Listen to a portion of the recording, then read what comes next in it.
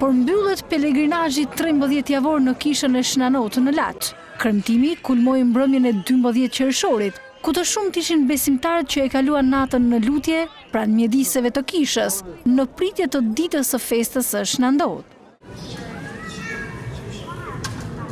Të krishterë musliman thonë se kisha e Shnanot është një vend i shenjtë, ku kanë gjetur paqe shpirtërore, shpresë dhe forcë për të përballuar vështirësitë e jetës. Ndaj, rikthehen çdo vit për të adresuar lutjet e tyre. Me fali Zoti, fëmijë mas 5 vitësh.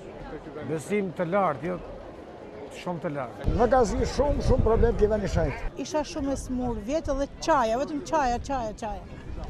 Mirë të nesërment, mi fjarë si sot nesërment, u qova isha shumë mirë. Vetëm i lumjesi besën. Inshallah Zoti e Shnane kam jo primar gjithë kujtë Zot. Shnetin e familjar për shnetin ton edhe të popullit të marë shqiptarëve. Kisha e Shnanot në Laç mbetet një prej pikave më të rëndësishme të pelegrinazhit fetar në Shqipëri.